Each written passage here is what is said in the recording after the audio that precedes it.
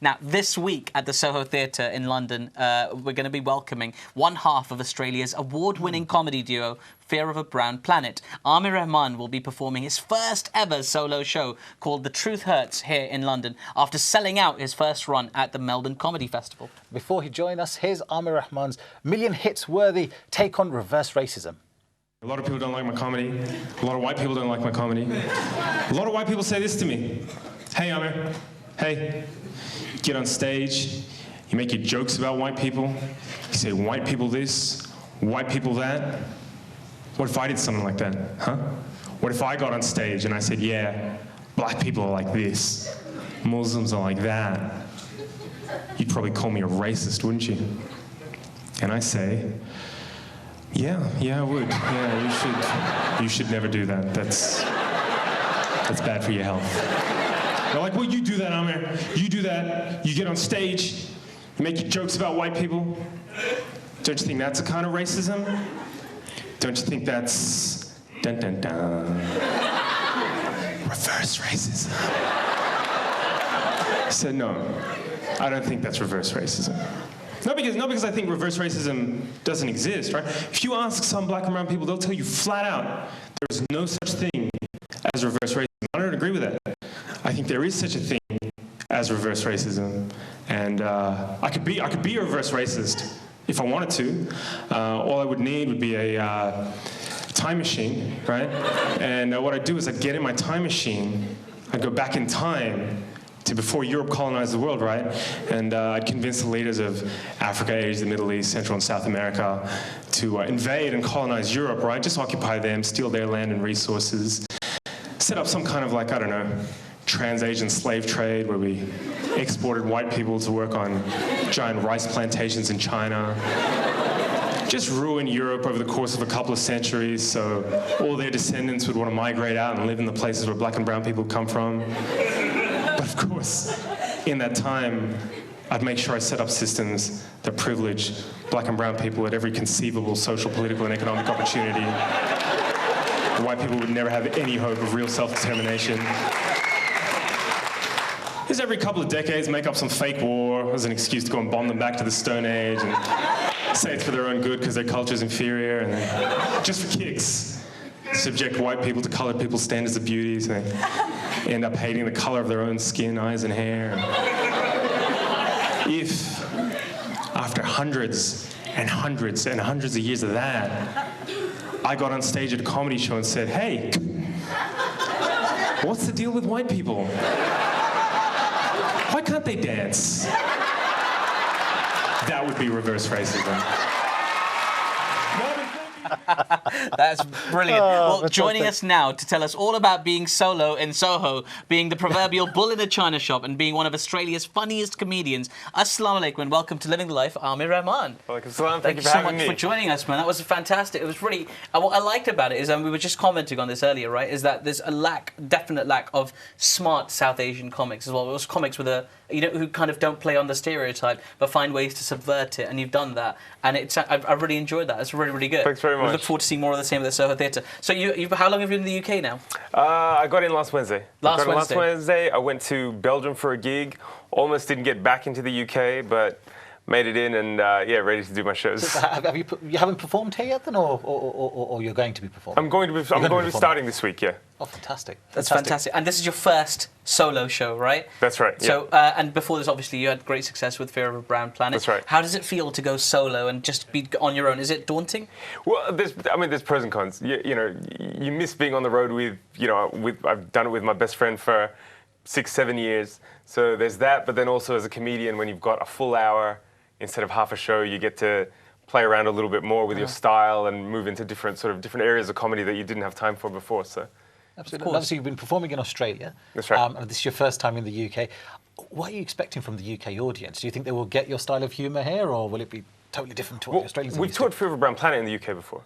So I have experience with the UK audience, and it's fantastic because the Australian style translates very easily to the UK. I think I'm much more worried about US audiences because the sensibility is a bit different. Yeah. But just a great thing about what we did was when we got here, we felt that people just understood straight away what we were saying because the experiences were very similar. Absolutely, and just the idea of racism, I suppose, just that theme or that topic, it resonates in a more personal way, doesn't it? It brings us together across the world. It's a beautiful thing, racism. Well, yeah, I mean, you never hear about the pros of racism, do you? You never hear about the pros of racism, well, we are right here. In any case, so, I mean, that theme, I guess it resonates more closely with, because I know it's an issue in Australia as well. I have a lot of South Asian friends who live in Australia, and they talk about the struggle, obviously, right? And having grown up in the UK my whole life, you know, I'm sure Bassett, obviously, you can kind of riff on this as well. You have a different experience of racism, right? Do you think that the audience will make a different kind of connection with the way you kind of the story that you tell? Yeah, well, I agree with you. There's similarities and there's differences, and I think there's an interest, you know, in what someone who maybe looks like you and comes from a very similar background and whose family life is very similar, but what it's like to grow up in a completely different context. Of course. So people are always interested to hear about Australia, and you know, I think in the UK, everyone likes to laugh at Australia for some reason or another. Of course. So that's always a selling point for the show. Yeah, we do, but just don't mention the Ashes while you're here. So I know nothing about sport. I wouldn't even be able to, other than it's about cricket. Then you'll be very popular here. Then you'll be very popular. Did we win? You destroyed us. You won last time after a few years, but it was after it's many all right. years. It means absolutely nothing to me. Now, Doctor, how do you feel about comedy? Do you go out and see comedy shows every now and again? I don't really go and watch comedy shows, but I mean, comedy is just such an important aspect of society, of culture, isn't it? Do you think this and this kind of comedy is so good sort answer of... for someone who doesn't watch it. I'll jump right into it, but I know it's important. Do you think there's comedic material to be found in the world of new discoveries, new species? World of insects. Well, I mean, some of the names that we heard about. I mean, Tinkerbell Nana, that's a funny name, isn't it? Indeed. It's a cute name. There are probably lots and lots of opportunities there, and I need to start digging for them. I think you guys need to have a little writing session together Well, later. all I think there's some material when I see these nicely preserved insects is where they can be hidden around someone's house to freak them out. Have you left one under someone's pillow, or? These are probably quite rare. If I found that under my pillow, not those ones. They're like exceptional new discoveries. Now, let's talk about your background a little bit, Aamer. Right? So you were born in Saudi Arabia. Yes. You lived in Oman. You frequently travelled to your kind of country of origin, which is Bangladesh. Yes. And you live in Australia. Yes. So that's kind of. Have you performed in all these places? No, only in Australia. Out of those places, only in Australia. Do you think so far. those travels give a kind of a different kind of background to your comedy? Yeah, definitely. I think, first of all, growing up in a Muslim country like Saudi Arabia, that gave me a real attachment to my religion, which I think I wouldn't have had if I'd just been brought up in the West. And I think the moving between very different cultures like Australia and the Middle East, I think that really informed sort of how I felt about racism. Like, especially at a young age, how could I have so many friends and fit in one place, and the next day be in another place and be a complete alien? I think that really affected me when I was young, and those things sort of stay with you.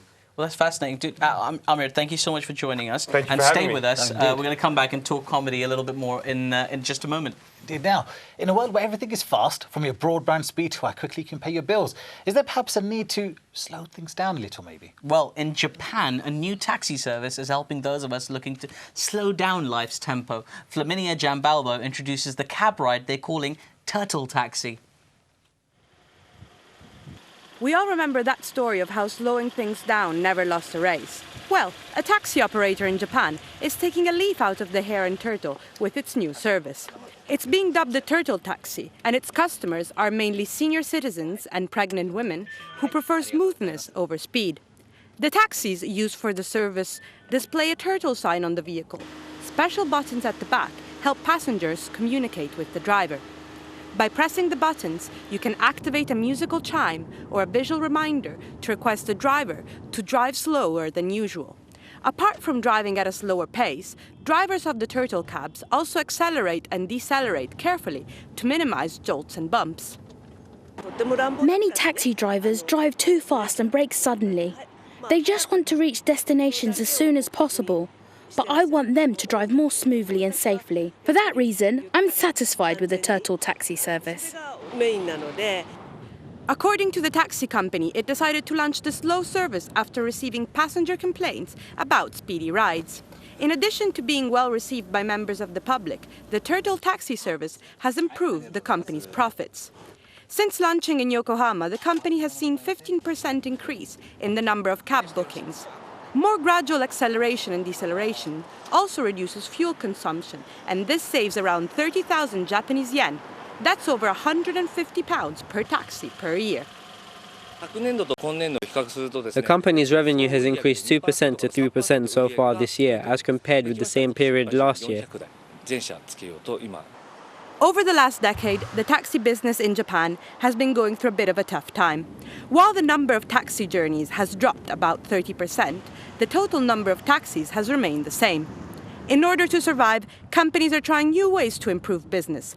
Apart from its turtle taxi service, the Sanwa Kotsu Group has also launched assistance services where you can hire someone to accompany yourself to hospital, pick up medicines, and even do your grocery shopping.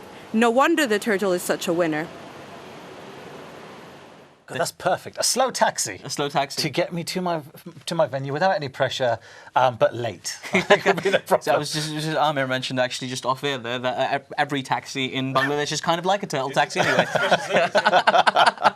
It's brilliant. So Aamer, coming back to you, right? Obviously the show kicks off this Friday, right? It's the first one. Tuesday. Tuesday, sorry. Tomorrow. Tomorrow. The show kicks off tomorrow, Tuesday. Tickets are on sale, on general sale? Tickets are on sale. Just announced an extra show on Saturday because they've been selling quite well.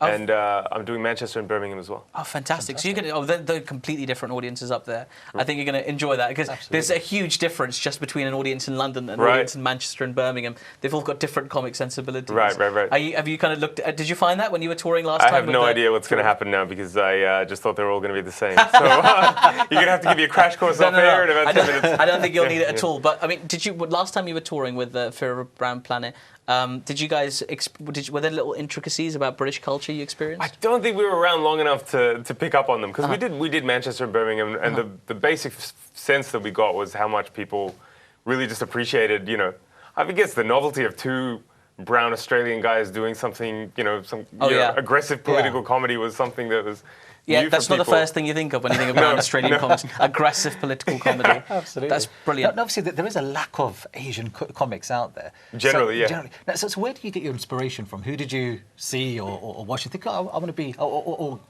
seen as an inspiration that Well, I mean, the thing is, I never planned to be a comedian.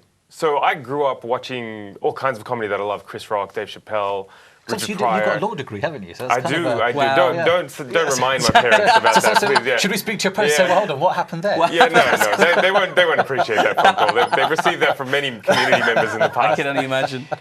So yeah, I used to watch these things as a fan, and I never thought that I'd end up doing it one day. I did it. I got into it completely by accident. Nazim and I, both of us, we entered an open mic competition as a joke, and then we kind of advanced through the stages and did quite well in it, and that's how we sort of ended up in comedy. So wow, it's one of those kind of just fairy tale situations. And now your video about reverse racism. I mean, they use it in classrooms as well now as part of lessons. That's a lot of feedback I get from universities that I use this in my opening class on race and ethnicity, or I get a lot of emails from people saying I've just been arguing about this with one person for the last 5 years, and now I just send them this video. So that's pretty. I mean, must be a great feeling to know that I'm helping to end friendships around the world. Yeah, to finally end friendships that have been on the brink for 5 to 10 years. To know that I'm putting the last nail in that coffin. It's a rare talent. It's a beautiful feeling. Thank you so much for joining us.